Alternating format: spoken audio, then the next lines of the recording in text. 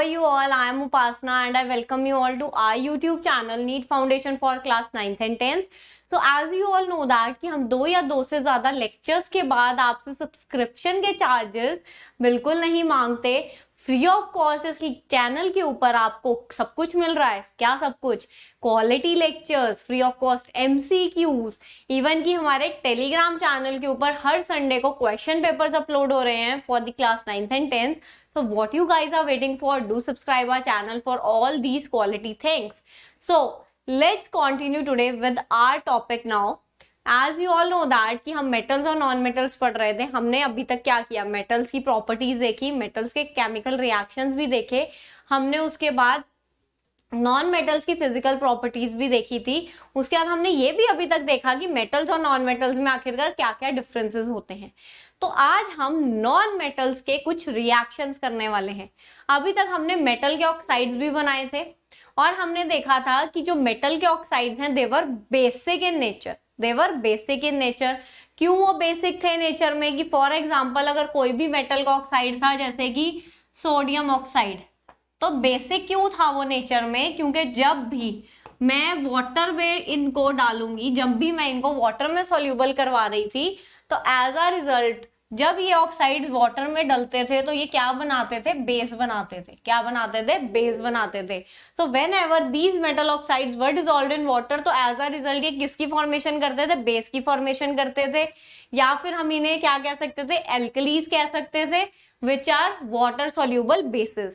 ठीक है, तो यहां तक हमने ये कहानी देखी कि जो मेटल ऑक्साइड्स थे आपके देवर बेसिक इन नेचर.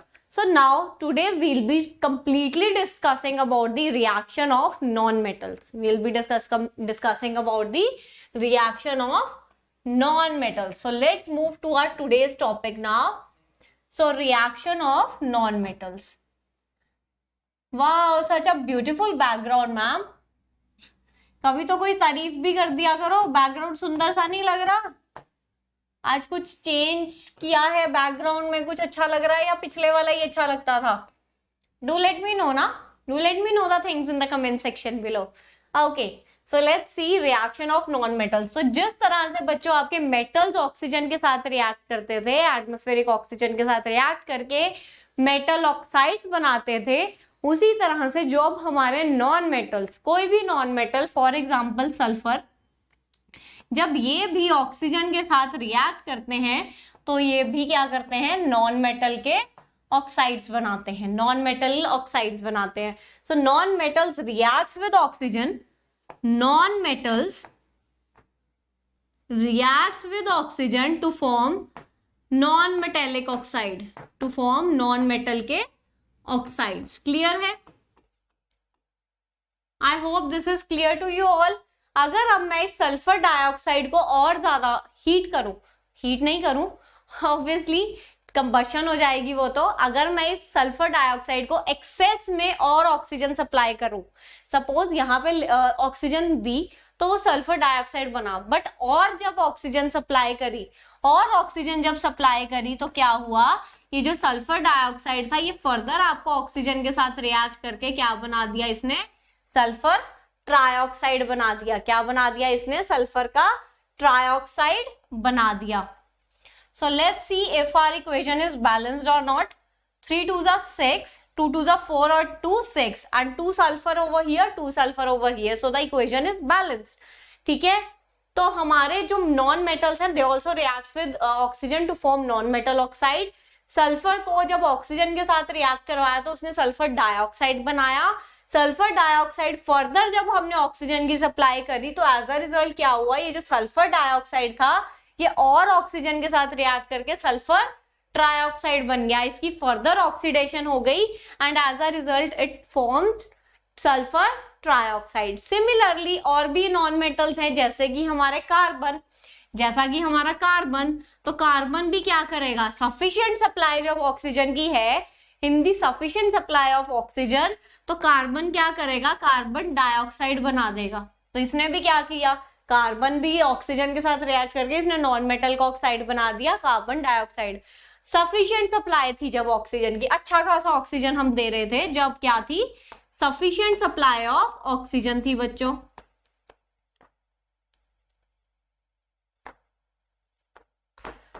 कई बार क्या होता है, ऑक्सीजन जो है उसकी सप्लाई सफिशिएंट नहीं होती, कम सप्लाई दे रहे हैं जब हम ऑक्सीजन की, तो क्या होगा, तो उस समय में क्या होगा कि एज अ रिजल्ट कार्बन जो है वो ऑक्सीजन के साथ रिएक्ट करके इनसफिशिएंट सप्लाई ऑफ ऑक्सीजन में कार्बन डाइऑक्साइड की बजाय कार्बन मोनोऑक्साइड बना देगा, कार्बन डाइऑक्साइड की बजाय क्या बना देगा, कार्बन मोनोऑक्साइड बना देगा। और ये रिएक्शन कब होगा, जब इनसफिशिएंट सप्लाई होगी ऑक्सीजन की, जब क्या होगी, इनसफिशिएंट सप्लाई ऑफ ऑक्सीजन होगी, when there will be insufficient supply of O2। Clear है। तो non metals react with oxygen to form non metal के ऑक्साइड्स। मैंने दो एग्जांपल्स आपको दिए, सल्फर का और कार्बन का। सल्फर जब जो है वो ऑक्सीजन के साथ रिएक्ट करती है तो एज अ रिजल्ट वो नॉन मेटल सल्फर डाइऑक्साइड बना देती है। अगर और हम ऑक्सीजन सप्लाई करें तो ये सल्फर डाइऑक्साइड फर्दर ऑक्सीजन के साथ रिएक्ट करके सल्फर ट्राइऑक्साइड बना देता है। तो ये तो था एक example, this was the one example of sulphur. The other example is of carbon, कि जो आपका कार्बन है वो ऑक्सीजन के साथ रिएक्ट करके when there is sufficient supply of oxygen तो वो कार्बन डाइऑक्साइड बना देता है। बट कई बार क्या होता है कि सफिशिएंट सप्लाई ऑफ ऑक्सीजन नहीं होती है, तो क्या होता है कि carbon insufficient supply of oxygen में क्या करता है, ऑक्सीजन के साथ रिएक्ट करके कार्बन डाइऑक्साइड बनाने की बजाय कार्बन मोनोऑक्साइड बना देता है।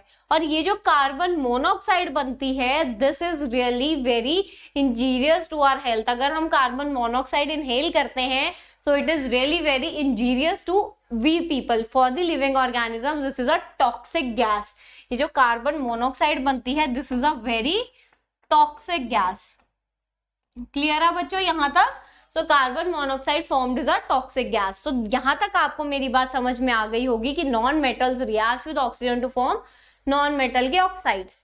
ठीक, अब हम अगले लेक्चर में देखेंगे कि आखिरकार ये जो नॉन मेटल के आपके ऑक्साइड्स बन रहे हैं, क्या ये एसिडिक है नेचर में, क्या ये बेसिक है नेचर में, किस तरह के ये फर्दर रिएक्शंस करते हैं।